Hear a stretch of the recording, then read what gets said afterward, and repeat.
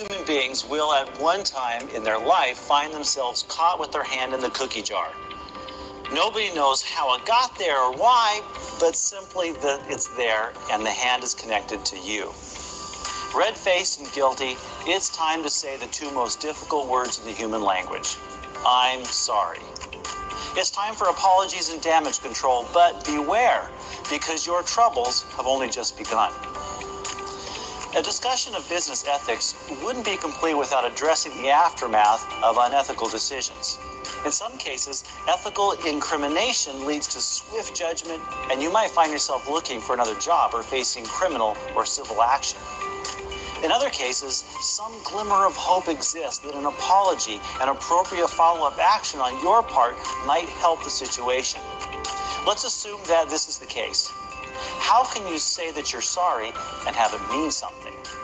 The most important element of a real apology is meaning and motive.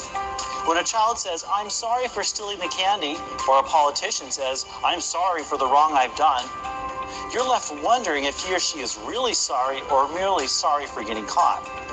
The fact is, most people can see through phony apologies.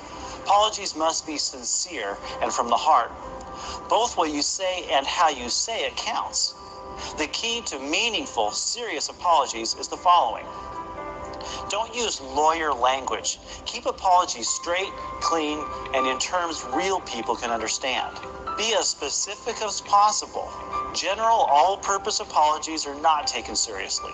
Tell people what you've done and what you're apologizing for. Directly address those whom you've hurt. Describe how they were harmed. This shows that you truly know the extent of your actions. Avoid excuses. Most people don't care why you did it because they won't believe you anyway. Trying to explain your motives gives the appearance of simply wanting to justify what you did. Avoid the blame game. The act of apologizing is your own personal gesture of responsibility and humility and should not be corrupted with scapegoats.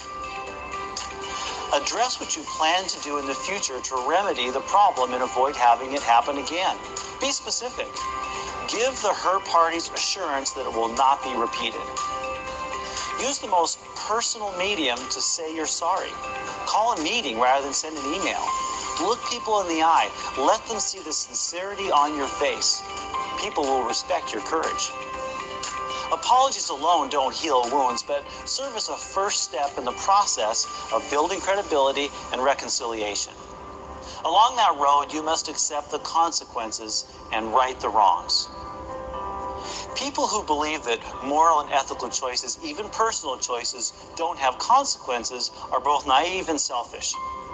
Consequences are a reality of life that should not be avoided. A sincere apology must be met with the courage to accept the consequences for the action. It may hurt. It may even appear that the apology failed to lessen the blow of the consequences, but it doesn't matter. All those to whom you owed your apology in the first place are cautiously watching how you handle the follow-through. Facing the consequences with courage and maturity will tell everyone that you mean what you said. The final step in this process is your willingness to make things right. That means that you stand by your apology enough to right any wrongs. If you've gained something financially, you pay it back. If you've denied someone else an opportunity, you see that as remedy. You pick up the phone and call customers who you shortchanged. Whatever it takes, you commit to going beyond the apology to make things right at whatever the cost. When all is said and done, don't expect everything to return to normal. The problem with forgive and forget is that the forgiveness is easy, but the forgetting is hard. Reputation and credibility loss may never be entirely restored, but throughout the whole apology process, the actions you take and the character you show through it can go a long way to restoring trust. Apologizing and picking up the pieces brings business ethics full circle. A second chance of avoiding the cookie jar may be possible. But then again, there's the brownie tin.